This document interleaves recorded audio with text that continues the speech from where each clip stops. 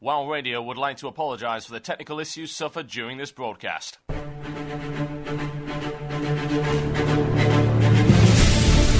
were the skies and chill was the wind as the land was covered in a veil of malice. Across the hill did ride a dread army of the night, cloaked in mist and fog, prepared to rain down death and destruction upon the land. And the people did crowd for a saviour, a noble soul to save them from their impending demise. Just as it seemed all was lost, in strode a mighty hero, clad in shivering metal from head to toe. Wielding a terrible broadsword, he did cleave his foes in two, smashing their ranks asunder with righteous fury. And when the day was done and the enemy strewn across the fields in pieces, the people did turn to the warrior and say, "We shall name this day in your honor. Speak unto us your wisdom." The warrior said one word that day: epic.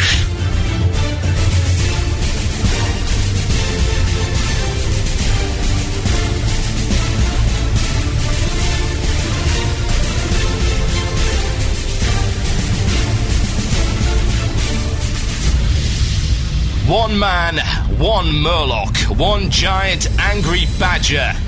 This is Blue Please. It begins now.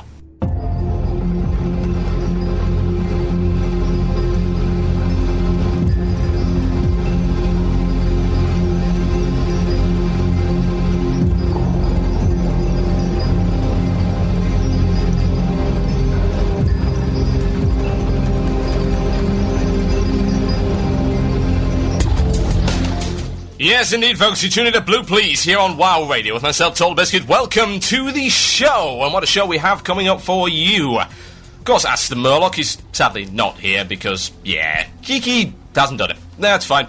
I haven't really had the time anyway. I've actually just quit work, which is a very, very good feeling indeed. Tell you what's not a good feeling, though, I now don't have any money. I can blame the folks that came to my party/gathering thing. I ended up spending far too much money. Completely my fault, but there we go. I shall survive on noodles until the time comes. Anyone wants to donate to me, totalbiscuit@gmail.com, PayPal, you know you want to. Anyway, so here we go. What have we got coming up in the show? We have, of course, the one and only Second Wind! And what exactly did I ask you last week as regards to Second Wind? I asked you a very general question. 2.1.0.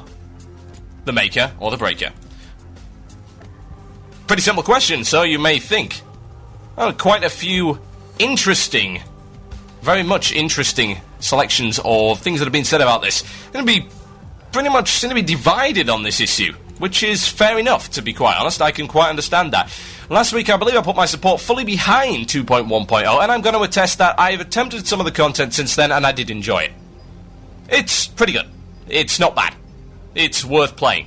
But it's not raid content, and raid content is, let's be fair, all I really care about in the endgame. So, let's get the opinions of people who may perhaps have a different perspective on things. So let's kick it into high gear and go straight into the show. This is a long one, so let's start with that one right here.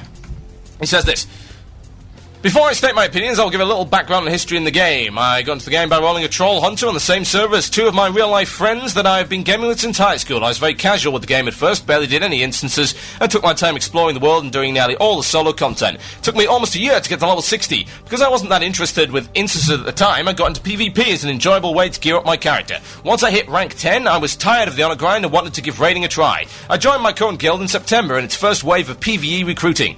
My guild was originally giving raiding a try." And of course, that doesn't actually work at all. I've read that wrong. Let's start again.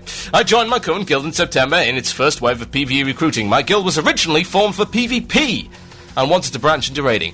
The advantage from having many players with Warlord and High Warlord gear meant we made very quick progress through every instance we were working on. We downed Ragnaros in our second week of full guild MC runs, once we had enough players to do 40-man raids. After farming Molten Core, Onyxia, Zul'Gurub and AQ20 for a bit, we started working on Blackwing Lair and killed everything before Chromagus in the 3 nights of raiding that week. Things were going great, the epics were rolling in, most of us were having a lot of fun. We had a casual approach to raiding with no strict attendance requirements. Several people didn't have as much time to play, so they only came on for the 40-man raids. I never thought twice about skipping a raid to go out any night, and the guild raided 5 to 6 nights a week. Things started to change the next week when the 2.0 patch came out. Most people wanted to try out the new talent trees in PvP, and we didn't go to Blackwing Lair. Clearing MC became more difficult and took longer since many of our raiders switched back to PvP specs. After a while, we couldn't get enough people to do even 20-man raids because most people would rather do PvP and get some high warlord gear. By the time the expansion came out, none of the remaining guild officers were interested in being raid leaders anymore, and the people who wanted to raid all the time, they'd left the guild. We never got past Maiden and Karazhan and don't schedule raids anymore. Now, he says this. The 2.1.0 patch looks like a very good improvement, but it doesn't address what I see as the biggest problem in the game right now. Casual raiding has been dead for the better part of 6 months, and there were a lot of people playing this way before the expansion came out. It was easy to log on once or twice a week for a couple of hours and be a raider. Guilds could go with a suboptimal class mix or talent builds and still make progress with whoever happened to be online when a raid was scheduled. It appears many players have given up on raiding and are getting bored with the game after spending some time at 70 and quitting. My Realm forum has had more goodbye threads in the last few weeks than any time I can possibly remember. I'm looking forward to what Zolaman has to offer, and hopefully it will address the problem by taking a similar approach to what Zul'Gurub did. Of the raid instances I've been to before this expansion, I would have to say that Zul'Gurub is the best one for multiple reasons. It was the easiest of the raids, not counting UBRS, in terms of gear and skill requirements to get started on, but it had reasons for guilds running Naxxramas to raid it: Idols, Hakarlut and Shoulder Enchanted Exalted. There was a very nice combination of level 60 blues mixed with epics that seemed to be in line with the effort it took to down a particular boss.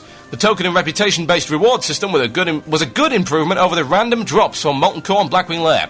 It was the bridge to get less hardcore players and smaller guilds into raiding. With the release of the Burning Crusade, Blizzard burned this bridge. The expansion should add new dimensions to the game without eliminating a popular playstyle. PvE progression continues to be my favourite part of the game. My favourite time in the game was that 1 week my guild was in Blackwing Lair. Due to my DKP situation, I knew I wasn't going to get any loot, and I ran up a huge repair bill, but I loved every single minute of it. My favourite moments from raiding were the guild first boss kills I was at. I considered looking for another guild to get back into raiding, but there are not many choices for someone who can raid around my current working hours, given that many lesser guilds on my server are raiding now. I also don't want to leave playing with many of my guild members. He says this as well. I think the transition from raid sizes from 40 to 10 players with Karazhan was the biggest single factor in breaking raiding for most guilds. Good raid leaders were in short supply before the expansion, and this change made it worse. I think there should have been an introductory 25-man raid instead of a 10-man instance with a lockout timer that is unforgiving with suboptimal class combinations. Changes to game mechanics have created more of a divide than there was previously between PvP and PvE. Most PvP gears is bad for PvE and vice versa. People don't raid to get better PvP gear, or do PvP to get gear that helps with PvE progression as much as they used to. The divides between raiders and non-raiders and PvP, PvE focused players are increasing. That is a bad thing for a community-based game. I have to admit that even though I have lots of criticism, much of the game has improved. The new zones, solo questing and 5-man content are fantastic. I have also enjoyed the time spent in heroics, though I have not done many heroics runs as of yet. I miss raiding a lot though. That's from Sizzlack. He's a level 70 troll hunter on Bloodscap US. Now that is a lot of information to get your teeth into, and a very interesting perspective. I've got to pick out the first point that I think is incredibly intriguing, at least for me, and that's this. He believes that a change to smaller scale raiding actually killed off casual raiding. Intriguing. Now the justification he gives for this is suboptimal raid setups, i.e. you can't get the right classes and you can't go in there with too much of a mix. Interesting idea. Very interesting indeed. It's certainly valid to some degree, I have to say. If you look at the way Karazhan works, Karazhan does not give you an awful lot of options as regards to which classes you take. Some encounters require, in fact, certain classes. And that's not so good. That isn't really so good at all. Very much a case of, well, you've shrunk down the size of your raid. What does that mean? Well, one, it means that you're going to get away with less slackers. In a 40-man raid, you could get away with slacking. You could get away with subpar character picks as regards to the composition of your raid. Less so as you went up through the difficulty, but then again, that's to be expected. Now, what you've now got is a 10-man instance that, for the, let's just say, the starting raiders, requires a rather specific class composition in your raid, which, of course, makes it a little bit more difficult. That is valid, to be quite honest. That's a very interesting way of looking at it. I've never actually heard anyone come up with that particular explanation before. And he's actually saying that an introductory 25-man raid would have been better than a 10-man instance, quote, with a lockout timer that is unforgiving for suboptimal class combinations. So what's the best way of looking at this particular email? What does he think? What he seems to think from what I can see, is that quite simply, 2.1.0 is a step in the right direction, but it's not a maker, nor, in fact, is it a breaker. It's adding a little bit for casual players, but it's not doing enough to bridge this gap. Now, it has to be said, I do have to agree and disagree with quite a lot of what he says. I disagree specifically with the idea of raiding to get PvP gear. For instance, I'm not really interested in PvP at all. I do it on a casual basis, and I have a couple of pieces of PvP gear to use that I collected from a few 5-mans, some stuff that was suitable there, and, of course, stuff from Battlegrounds and Arenas. Now, that is my PvP gear. I do not want to go raid for X number of hours, and then what drops? PvP gear. Well, wondrous. That's not actually going to help me progress further down or up the PvP tree. That doesn't... Oh, sorry, the PvE tree. That doesn't help. I don't expect PvE gear to be any good for PvP either. That is a divide that, to be fair, has existed for a very, very long time, and, in my opinion, should stay. It really, really should stay where it is. Why, you ask? Well, it's quite obvious. PvPers and PvEers, certainly people that dedicate any degree of time to either, are generally not so interested in the other side of the coin. PvP was tacked on, and it was tacked on as something for people to do. And that's literally all it is. It's something for people to do. You're not interested in PvE, then go do PvP. Not interested in PvP, well, just go do PvE. But the majority of the content is right there in PvE. Which, in my opinion, means that the loot needs to be centred specifically around PvE progression. But I would, to some degree, kind of agree with that. There is not a huge number of things that have been added in 2.1.0 that have actually changed that particular problem. So yeah, from that perspective, I could see Blizzard perhaps missing the boat. But let's read a few more emails. Snorky Orky has something that's nice and short and sweet, and he says this: I think the latest patch has made WoW easier. Hellfire instances and slave pens are easier to do. As not level 70, I can't do the new stuff, but I think the Druid Epic Flight form is unfair to all races except Druid, but the spam features are good, and I have no gold seller whispers for 2 days. Well, yeah, that's true. To be fair, the Druid Epic Flight form thing is not really content as such. I never really understood why they actually introduced that, to be quite honest, but again, it's not something I really view as content, so I'm not even going to address it right now. So let's get on. Let's have some more emails, shall we? Here we go. Ooh, that's a long one. Let's read this one out. Hey there, TB. Long email ahead. Feel free to paraphrase it. I must say that I'm very happy with the coming of patch 2.1.0. I like the new content, especially the Ogrelar and Sketis quests. But first, you must know that before patch 2.1.0, I was playing WoW less and less. Reason being that my main, a Dwarf Priest, was somewhat boring me. Don't get me wrong, I love healing, I absolutely do. But when you are spending the majority of the month of May standing in Shattrath reading your chat, you do get to realise there is other fun stuff to do. My guild did raid Karazhan and Gruul, and I did enjoy those runs, given that I'd come for a while since I had to be at school early the next day. Just before patch 2.1.0, my attention to WoW was about to reach an all-time low, and I was considering stopping playing this game. And I've seen 3 bosses in Karazhan, and I've seen Gruul. I healed in most 5-mans and the majority of the heroics, and I've loved to do more, but my playtime didn't allow me to. Then the patch came. It was not really the content that brought me back, although I did tell myself that I'd probably start playing again when the patch came out. It was the big update, something of a wake-up call for me. I realised that there was more to be done, much more, and the only problem was that I couldn't do most of it solo, being spec for healing. So that Wednesday afternoon, I was flying to Zangarmarsh to make my primal mooncloth. A thought came to me. I was like, for the heck of it, let me spec Shadow. I won't be any use in raids in the near future anyway, and I'm paying for the game, therefore it's my decision. Just to be sure, I whispered my class leader, he told me it was okay. We actually needed a Shadow Priest more, so I ported to Ironforge, respec Shadow and left. Shattrath kicking and screaming, eager to see if the new talents were any good. I killed a spider, liked it. I killed one more. I killed about 20 spiders and realised I've rediscovered my love for WoW. Of course, I switched to Shadowcloth tailoring and began doing the Sketis and Ogrelar quests with my guild that very same day. Maybe I did not have that much to do with the patch itself, but the mere fact that Blizzard still updates the game and there's more to do after the dust of level 70 has settled down got me back on track. Of course, the new quests and factions gave me something to do rather than killing spiders. That's from Hanno, Horde Hit Squad on Masvigo EU. Yet another perspective I didn't really think about. An update to a game is always hyped, especially a game this large. No matter what that update may be, people get excited about what's coming next, even if they're not necessarily going to use it.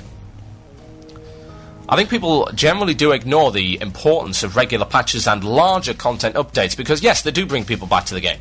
Even if it's just to see the new content, and even if that content sucks, there is a high probability that something good is going to be there. Something good. Don't necessarily know what.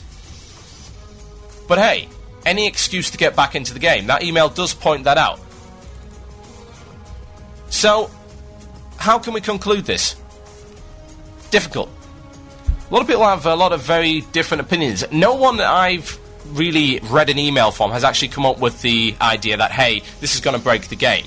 I don't believe that it is. And to be honest, anyone can see that it's not going to break the game. How is that even possible? The content isn't going to do that. There's no content in there that could possibly break the game. Hey, so they nerfed a couple of encounters. Okay, so more people can kill them. How does that break anything? Nothing. Is it going to make hardcore guilds, bleeding edge guilds, be any less relevant? No, because they're still going to be ahead no matter what. They're going to be dealing with Black Temple. New content that, yes, most people can't see yet, but it's there for them. And last week I made a point. You've always got to have something ahead of you. Always, always, always, always, always you must have something ahead of you. Because if you do not, if you have nothing ahead of you whatsoever, then you will just stop playing the game. Absolutely 110% true. Nothing to do, people will stop playing the game. Now, I was going to bring you something from OC Remix for our music break. That was horrific, wasn't it? I do apologise very much so for that. Never mind. Let's just call 2.1.0 the Breaker of Blue, please. So I'm going to play you a little bit of Dark Side of Phobos while I try and sort out what the bloody hell is wrong with my system. Not too good at all. This is Joker with Industrial Strength, E1M2. You listen to Blue, please, here on WoW Radio with myself, Total Biscuit. Enjoy.